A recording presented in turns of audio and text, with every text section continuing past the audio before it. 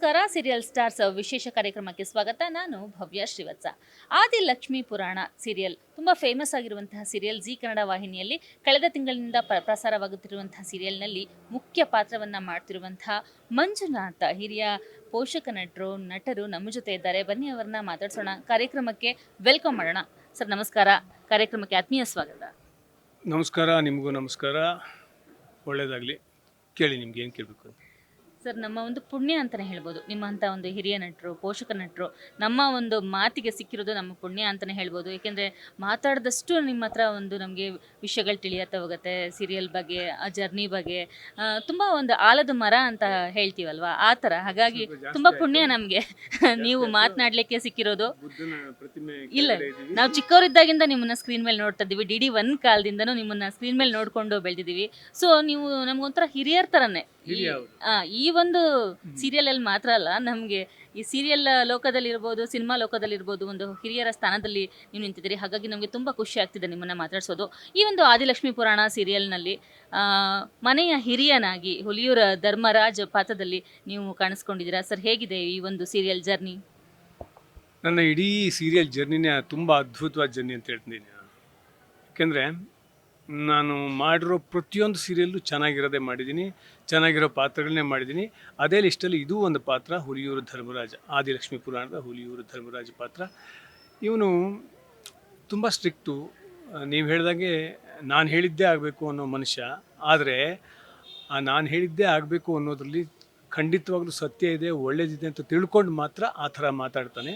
ಹಾಗಾಗಿ ಅವನು ಸರ್ವಾಧಿಕಾರದ ಥರ ಅಂತ ಅನಿಸಿದ್ರು ಕೂಡ ಅದರಲ್ಲಿ ಒಂದು ಒಳ್ಳೇದಿದ್ದೇ ಇದೆ. ಹಾಗಾಗಿ ಆ ಪಾತ್ರ ಹಾಗೆ ಬಿಹೇವ್ ಮಾಡೋದ್ರಲ್ಲಿ ಅರ್ಥ ಇದೆ. ಈ ಪಾತ್ರ ನಿಜವಾಗ್ಲೂ ನನಗೆ ತುಂಬ ಖುಷಿ ಕೊಟ್ಟಿರೋ ಪಾತ್ರನೇ. ನಾನು ಈ ಗೆಟಪ್ಪಲ್ಲಿ ಯಾವುದೇ ಪಾತ್ರ ಮಾಡಿರಲಿಲ್ಲ. ತುಂಬ ವರ್ಷಗಳಿಂದ 1998 ನಾನು ಸೀರಿಯಲ್ಗಳನ್ನು ಮಾಡ್ತಾಯಿದ್ದೀನಿ. ಈಗ 25-27 ವರ್ಷ ಆಯಿತು. ಬಟ್ ಈ ಗೆಟಪ್ಪಲ್ಲಿ ಮಾಡ್ತಾ ಇರೋ ಮೊದಲನೇ ಪಾತ್ರ ಇದು. ನಿಜವಾಗ್ಲೂ ತುಂಬ ಖುಷಿ ಕೊಟ್ಟಿದೆ.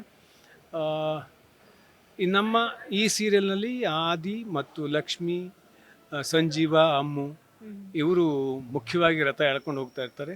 ನಾವೆಲ್ಲ ಅದಕ್ಕೆ ಜೊತೆಗೂಡಿ ಆ ಆದಿಲಕ್ಷ್ಮಿ ಪುರಾಣದ ರಥವನ್ನು ಎಳ್ಕೊಂಡು ಹೋಗ್ತಾ ಇರ್ತೀವಿ.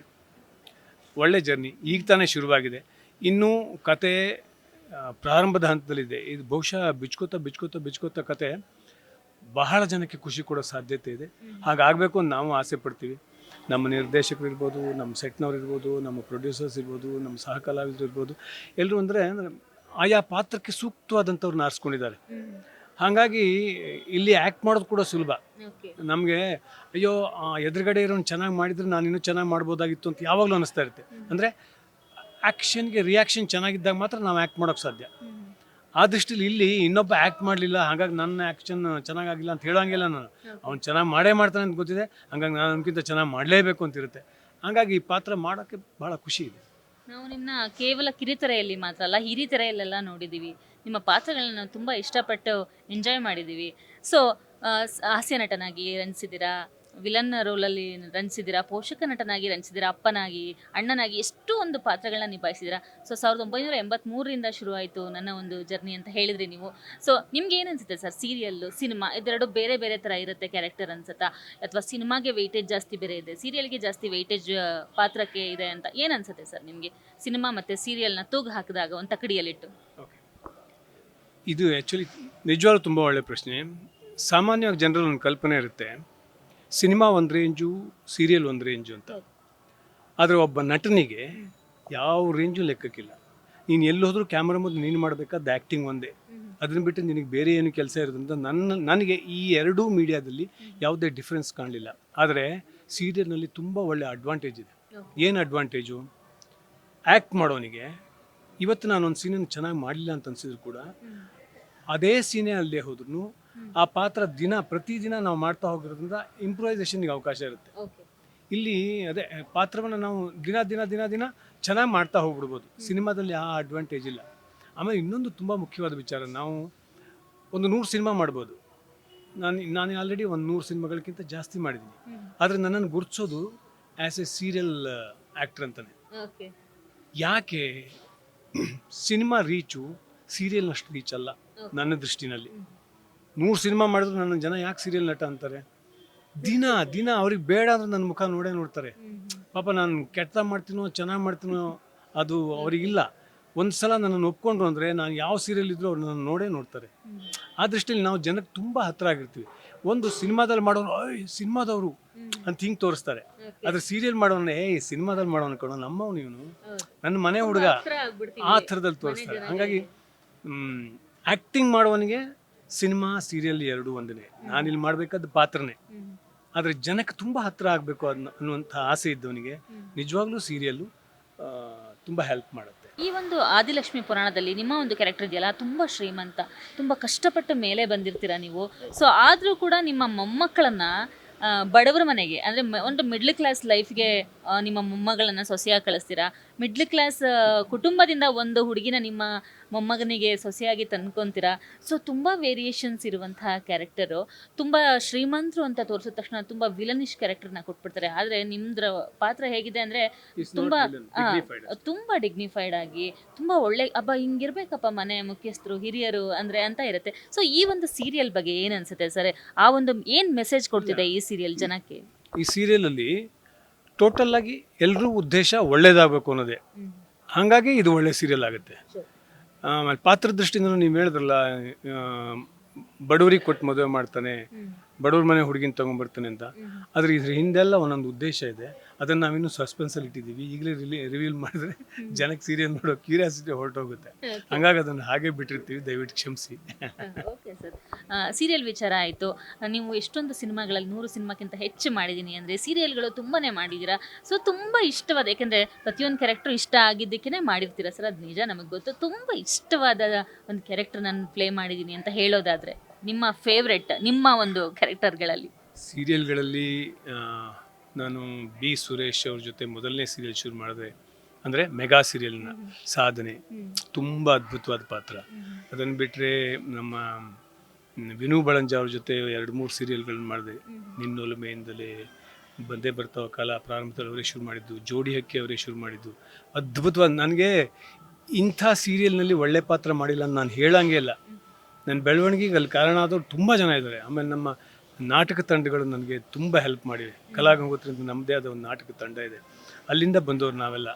ಆ ತಂಡದ ಸದಸ್ಯರಿರ್ಬೋದು, ಇದೇ ಈಗ ಹೇಳಿದ್ನಲ್ಲ ಸುರೇಶ್, ವಿನೋ ಬಳಂಜ, ಕಲಾಗಂಗೋತ್ರಿ ಮಂಜು, ಇವರೆಲ್ಲ ಇರ್ಬೋದು, ಅಥವಾ ಈ ಸೀರಿಯಲ್ ಪ್ರೊಡ್ಯೂಸರ್ಸ್ ಇರ್ಬೋದು, ಚಾನೆಲ್ನವರು ಎಸ್ಪೆಷಲಿ ಮಂಜುನಾಥ್ ಹೆಗಡೆನ ಹಾಕ್ಕೊಳ್ಳಿ ಅಂತ ಹೇಳಿ ಹಾಕ್ಸಿದ ಜನ ಇದ್ದಾರೆ. ಅಂಥವ್ರನ್ನೆಲ್ಲ ನಾನು ಯಾವತ್ತೂ ಮರೆಯಾಗಿಲ್ಲ. ಲಕ್ಷ್ಮೀನಾರಾಯಣರ ಪ್ರಪಂಚನೇ ಬೇರೆ ಅಂತ, ಲಕ್ಷ್ಮೀನಾರಾಯಣ ಪ್ರಪಂಚನೇ ಬೇರೆ ಅಂತ ವಿನಯ ಪ್ರಸಾದ್ ಅವರು ಡೈರೆಕ್ಟ್ ಮಾಡಿದ್ರು. ಆ ಸಿನಿಮಾದ ಪಾತ್ರ ನನಗೆ ನಿಜವಾಗ್ಲೂ ತುಂಬ ಖುಷಿ ಕೊಟ್ಟಿರೋ ಪಾತ್ರ, ಭಾಳ ಅದ್ಭುತವಾದ ಪಾತ್ರ. ಆ ಪಾತ್ರಕ್ಕೆ ನನಗೆ ಕರ್ನಾಟಕ ಇದರಿಂದ ಚಲನಚಿತ್ರ ಅಕಾಡೆಮಿಯಿಂದ ಬೆಸ್ಟ್ ಪೋಷಕ ನಟ ಅಂತ ಅವಾರ್ಡ್ ಬೇರೆ ಬಂತು. ನೆನೆಸ್ಕೊಳ್ಳುವಂಥ ಪಾತ್ರ ಅದು. ಸಿನಿಮಾಗಳಲ್ಲಿ ತುಂಬ ಒಳ್ಳೊಳ್ಳೆ ಪಾತ್ರಗಳನ್ನೇ ಮಾಡಿದ್ದೀನಿ.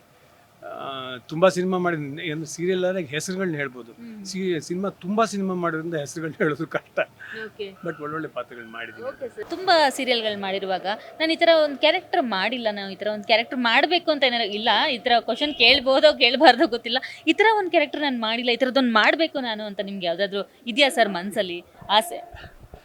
ನನಗಿರೋ ಆಸೆ ಏನು ಕ್ಯಾರೆಕ್ಟರ್ ಕೊಟ್ಟರು ಮಾಡಬೇಕು ಅನ್ನೋದು.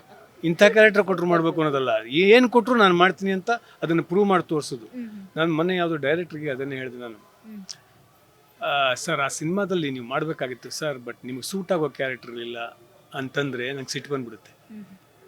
ಸೂಟ್ ಆಗೋ ಕ್ಯಾರೆಕ್ಟರ್ ಇಲ್ಲ ಅಂದರೆ ಅವನು ಆರ್ಟಿಸ್ಟೇ ಅಲ್ಲ. ನಿನಗೆ ಏನು ಕೊಟ್ಟರು ಸೂಟ್ ಆದ್ರೆ ಮಾತ್ರ ನೀನೊಬ್ಬ ಆರ್ಟಿಸ್ಟ್ ಆಗ್ತೀಯ. ಸರ್ ನಿಮ್ಮ ಸೈಜಿಗೆ ಸರಿಯಾದ ಪಾತ್ರ ಇಲ್ಲ, ನಿಮ್ಮ ವಯಸ್ಸಿಗೆ ಸರಿಯಾದ ಪಾತ್ರ ಇಲ್ಲ, ಅದನ್ನು ನಾನು ಒಪ್ತೀನಿ. ಆದರೆ ಈ ಕ್ಯಾರೆಕ್ಟರ್ ನಿಮ್ಗೆ ಸೂಟ್ ಆಗಲ್ಲ ಅಂದರೆ ಅಂದರೆ ನನಗೆ ಆ್ಯಕ್ಟ್ ಮಾಡೋಕ್ಕೆ ಬರಲ್ಲ ಅಂತ. ಅದನ್ನೇ ನಾನು ಪ್ರೂವ್ ಮಾಡೋಕೆ ಹೊರಟಿರೋದು. ಅದನ್ನೇ ನೀವು ಏನು ಕೊಟ್ಟರು ನಾನು ಮಾಡಿ ತೋರಿಸ್ತೀನಿ ಅನ್ನೋದು, ಅದೇ ನನ್ನ ಪಾಯಿಂಟ್. That's all. ರಂಗಭೂಮಿ ಅನ್ನುವಂಥದ್ದು ಸರ್, ಅದು ಯಾವುದೇ ಒಬ್ಬ ಕಲಾವಿದನ ಲೈಫ್ ಲಾಂಗ್ ಪೋಷಿಸುವಂತಹ ಒಂದು ಭೂಮಿ, ಒಂದು ವೇದಿಕೆ ಅಂತ ಹೇಳ್ಬೋದು. ಸೊ ನೀವು ರಂಗಭೂಮಿ ನಟರು, ಆ ಒಂದು ಹಿನ್ನೆಲೆಯಿಂದನೇ ಇಷ್ಟು ವರ್ಷಗಳ ಕಾಲ ನೀವು ಈ ಒಂದು ಪ್ರಪಂಚದಲ್ಲಿ ಇದ್ದೀರಾ ಅಂತ ಹೇಳಿದ್ರೆ ತಪ್ಪಾಗಲಿಕ್ಕಿಲ್ವೇನೋ? ಸೊ ನಿಮ್ಮ ಒಂದು ರಂಗಭೂಮಿ ಜರ್ನಿ ಬಗ್ಗೆ ಹೇಳೋದಾದರೆ ನಮ್ಮ ವೀಕ್ಷಕರಿಗೆ. 100% ನಾನು ರಂಗಭೂಮಿಯಿಂದನೇ ಬಂದವನು. ಸೆಂಟ್ರಲ್ ಕಾಲೇಜಲ್ಲಿ post graduation diploma in drama ಅಂತ ಒಂದು ಕೋರ್ಸ್ ಇತ್ತು, ಆ ಕೋರ್ಸ್ ಮಾಡಿದೆ. ಅಲ್ಲಿ ನನಗೆ ಕಲಾಗಂಗೋತ್ರಿ ಅಂತ ತಂಡದ ಪರಿಚಯ ಆಯಿತು. ಆ ಕಲಾಗಂಗೋತ್ರಿಲಿ ತುಂಬ ನಾಟಕಗಳನ್ನ ಮಾಡಿಬಿಟ್ಟಿದ್ದೀನಿ. ಈಗ ಪ್ರಸ್ತುತ ನಡೀತಾ ಇರ್ತಕ್ಕಂಥ ಮುಖ್ಯಮಂತ್ರಿ, ಮತ್ತೆ ಮುಖ್ಯಮಂತ್ರಿ, ಪರಹಿತ ಪಾಷಾಣ, ಆ, ಪರಹಿತ ಪಾಷಾಣ, ಮೈಸೂರು ಮಲ್ಲಿಗೆ, ಮೂಕಜ್ಜೆ ಕನಸುಗಳು, ಕಲಾಗಂಗೋತ್ರಿಯಿಂದ ಎಂಥದೇ ನಾಟಕ ಮಾಡಿದ್ರು ಅದರಲ್ಲಿ ಒಂದು ಉತ್ತಮವಾದ ಪಾತ್ರ ನಾನು ಮಾಡ್ತೀನಿ. ಈ ಎಲ್ಲ ಅಭಿನಯಗಳ ಜೀವಾಳ ಮೊದಲನೇ ಬೂಡಾನೇ ರಂಗಭೂಮಿ. ಆ ರಂಗಭೂಮಿಯಿಂದ ನಾನು ಬಂದಿದ್ದಕ್ಕೆ ನನಗೆ ಹೆಮ್ಮೆ ಇದೆ. ನಮ್ಮ ಕಲಾಗಂಗೋತ್ರಿ ತಂಡದ ಡಾಕ್ಟರ್ BV ರಾಜಾರಾಮ್, ಮುಖ್ಯಮಂತ್ರಿ ಚಂದ್ರು ಅವರೆಲ್ಲ ಇದ್ದಾರೆ. ಅವರೆಲ್ಲ ನನಗೆ ಮಾರ್ಗದರ್ಶಕರು. ಅವರ ಗೈಡ್ಲೈನ್ ಅದರಲ್ಲಿ ನಾನು ಬಂದವನು. ಆ ಖುಷಿ ಇದೆ ನನಗೆ.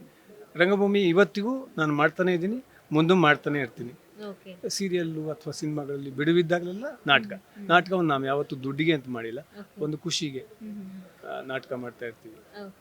ಈಗ ಇಂಡಸ್ಟ್ರಿಗೆ ಬರೋರೆಲ್ಲ ತುಂಬ ಬೇಗ ಶೈನ್ ಆಗಬೇಕು ಅಂತ ಇಷ್ಟಪಡ್ತಾರೆ. ನಾನು ಬಂದ ತಕ್ಷಣ ಕಾಲಿಟ್ಟ ತಕ್ಷಣ ನಾನು ಉತ್ತುಂಗಕ್ಕೆ ಏರಬೇಕು, ತುಂಬ ನೇಮು ಫೇಮ್ ಎಲ್ಲ ಬೇಕು ಅಂತ ಇಷ್ಟಪಡ್ತಾರೆ. ಸೊ ನಿಮ್ಮ ಒಂದು ಕಿರಿಯ ಕಲಾವಿದರಿಗೆ, ಈಗ ಬರುವಂತಹ ನ್ಯೂ ಕಮರ್ಸ್ಗೆ ನಿಮ್ಮ ಒಂದು ಮೆಸೇಜ್ ಏನು ಹೇಳಲಿಕ್ಕೆ ಇಷ್ಟಪಡ್ತೀರಾ?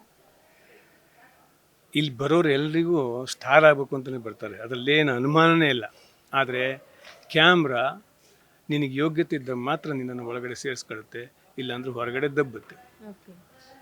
ನೀನು 10 ವರ್ಷ ಪ್ರಯತ್ನ ಮಾಡಿದ್ರು ಯಾವಾಗ ಇದರಲ್ಲಿ ಉದ್ಧಾರ ಆಗಿಲ್ಲ, ನಿನಗೆ ಬಿಟ್ಟು ಬೇರೆ ಕೆಲಸ ನೋಡ್ಕೊತೀನಿ ನಾನು.